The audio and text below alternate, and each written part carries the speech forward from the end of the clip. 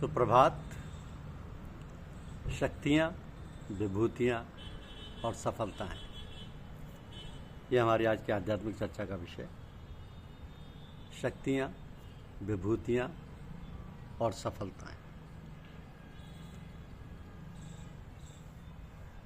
संयम का तात्पर्य सदुपयोग या समुचित नियोजन से है। संयम का अंतर्गत संयम, समय संयम, अर्थ संयम, इंद्रिय संयम, विचार संयम, श्रम संयम आदि हैं। तो भगवत कृपा से जो भी शक्तियाँ, विभूतियाँ, सफलताएँ हमें प्राप्त हुई हैं, उनका पूर्ण सदुपयोग परिवार, समाज व देश के लिए करना हमारा परम कर्तव्य है। अपने स्वयं के लिए कम से कम जितने में जीवन निर्वाह सफलता से हो जाए, उपयोग करना गृहस्थाश्रम में रहते उन आत्मोन्नति की राह में उत्साहवर्धक कदम है। जीवन में सादगी का अभ्यास हो जाने पर घर परिवार के सभी सदस्य, विशेष रूप से बच्चे, अनुकरण करते हैं। घर में फिजूल खर्ची घटने लगती है। धन व वाही, यश व सम्मान की इच्छा भी कम होने लगती है। जीवन की सफलता के लिए भौतिक एवं आध्यात्मिक दोनों क्षेत्रों में प्रगति वांछित है। परिश्रम व ईमानदारी से निष्ठापूर्वक सबका सहयोग लेते हुए संयम पूर्वक सभी कार्य संपन्न करने की चेष्टा करना ही श्रेयस्कर है। 5 कर्मेंद्रियां होती हैं: वाणी, जननेन्द्रिय, हाथ, पैर, मलद्वार। 5 ज्ञानेन्द्रियां होती हैं: नेत्र, रसना या जीभ, कान, नाक, त्वचा। इंद्रियों में अपार शक्ति विद्यमान है। यदि इन शक्तियों का समय पर सदुपयोग बन पड़े तो मानव स्वतः चतुर्मुखी विकास करते हुए परम शांति का मार्ग प्रशस्त कर सकता है। स्वतः ही मनुष्य शरीर में 3 भाग हैं: शरीर, मन और प्राण। तो प्राण, इन तीनों की अलग अलग अपनी शक्तियां हैं। शरीर, मन और प्राण, इन तीनों की अलग अलग अपनी अपनी शक्तियां हैं। शरीर में 10 इंद्रियां हैं। मन के संचालन से इनकी अपनी शक्ति है, जिसे शारीरिक शक्ति कहते हैं। प्रत्येक मनुष्य के हाथ पांव में चलने की, नेत्रों में देखने की, पेट में खाना हजम करने की शक्ति है। जिस किसी ने शारीरिक शक्ति को किसी विशेष अंग में बढ़ाया, विकसित किया, उसमें वो शक्ति अधिक रूप में आ जाती है। जैसे किसी ने अखाड़े में पहलवानी की तो उसके हाथ पांव में कुछ विशेष शक्ति आ जाती है। ये शारीरिक शक्ति है। पहलवान लोगों ने शारीरिक शक्ति बढ़ाने का अभ्यास किया और इनकी शारीरिक शक्ति बढ़ गई। तो ये स्थूल शरीर की शक्ति है। जिसने अपना शारीरिक बल बढ़ाया, उसका शरीर पुष्ट हो गया। लेकिन शरीर विकसित होने से यह नहीं समझना चाहिए कि उसकी बौद्धिक शक्ति भी उसी अनुपात में विकसित हो गई। नहीं, ऐसा नहीं। स्थूल शरीर की स्थूल शक्ति सूक्ष्म शरीर की सूक्ष्म शक्ति है। मन में बड़ी शक्ति है। मन, बुद्धि, चित्त, अहंकार, इनका अपना अलग अलग कार्य क्षेत्र है, मगर ये चारों सूक्ष्म शरीर के अंदर है। मन प्रति क्षण बराबर सैकड़ों विचारों की मूर्तियां बनाता और बिगाड़ता रहता है। मन मूर्तियों का सार मानसिक जगत में बनता रहता है। वही अगले भौतिक जीवन का आधार होता है। हम अपनी इस मानसिक शक्ति के द्वारा ही प्रारब्ध का सूत काटते हैं और उसी के अनुरूप ही बौद्धिक शक्ति विकसित होती है। ऋषियों, महर्षियों, वैज्ञानिकों, इंजीनियरों, डॉक्टरों आदि ने अपनी बौद्धिक शक्ति का विकास किया। तो ये बौद्धिक विकास है। विभिन्न विषयों का ज्ञान है, एक से एक विद्वान है, मगर क्या वे आत्मा में आए? सब नहीं आए, केवल कुछ ही ने आत्मा में प्रवेश किया। तो बच्चा माँ के गर्भ से जब पैदा होता है, उसका विकास तेजी से होता है। बालक का शारीरिक और बौद्धिक विकास बड़ी तेजी से होता है, जो लगभग 30 वर्षों तक चलता है। उसके बाद साधारणतः मनुष्य का शारीरिक और बौद्धिक विकास कम होता जाता है। तो उसके ऊपर प्राणविक शक्ति आत्मिक शक्ति है, जो अनंत और अपार शक्ति का स्रोत है। यदि हम आप आत्मा का साक्षात्कार कर लें तो आध्यात्मिक शक्ति प्रकट हो जाती है। आत्मा अविकसित नहीं है। हमारा मन, बुद्धि, चित्त, अहंकार आत्मा की ओर मुड़ता नहीं है।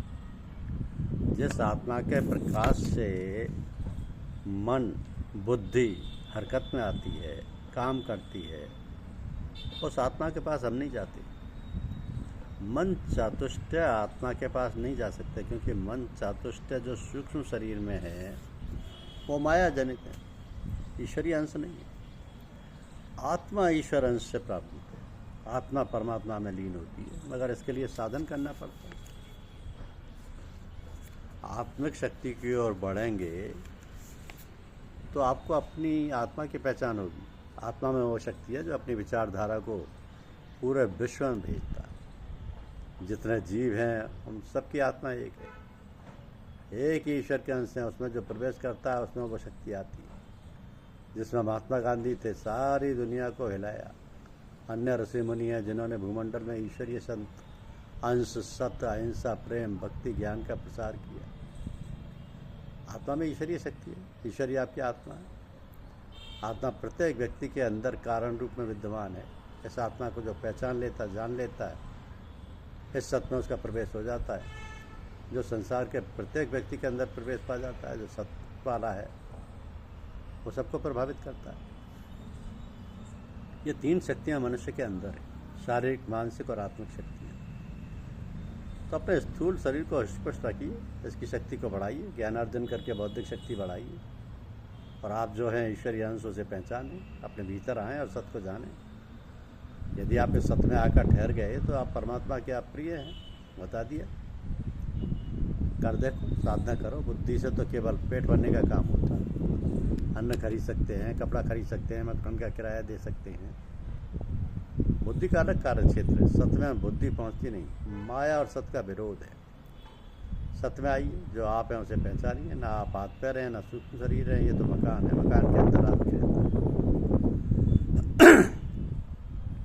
तो मकान के लिए आदमी नहीं, आदमी के लिए मकान। बेशक मकान में रहिए, मगर मकान को हमने अंदर मत रखिए। आपकी आवश्यकता के लिए बाजार है, बाजार के लिए आप नहीं। हम क्या करते हैं, बाजार को अपने अंदर ठूसे हुए। परम संत कबीर साहब का कलाम है कि हमन है इश्क मस्ताने, हमन को होशियारी क्या, रहें आज़ाद या जगते, हमन दुनिया से यारी की।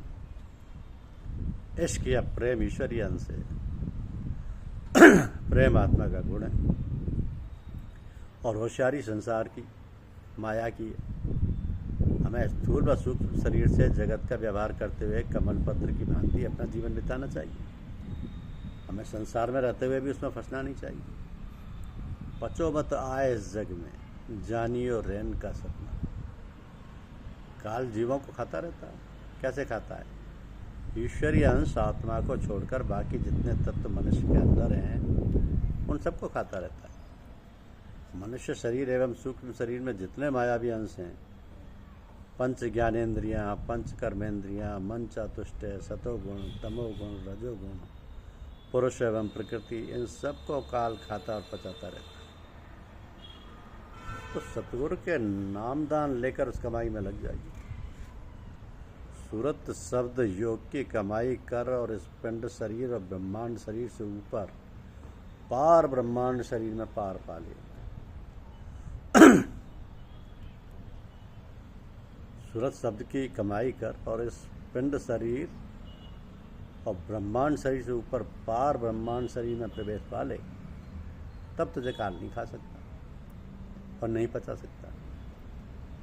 चलती चक्की देखकर दिया कबीरा रोए कि दो पाटन के बीच में साबत बचाना कोई। और चलती चक्की देखकर हंसा कमाल ठटाए, कील भरोसे जो रहे ताही काल न खाए। तो शारीरिक और मानसिक शक्तियाँ साधन मात्र हैं आत्मिक शक्ति को प्राप्त करने के लिए, परंतु हम भूलवश इन्हें भी अभीष्ट मान बैठे हैं। तो ये आत्मिक शक्ति जैसे शारीरिक और मानसिक शक्तियाँ सत्ता पाती हैं, तेरे बाहर नहीं है किंतु तेरे भीतर छुपी हैं।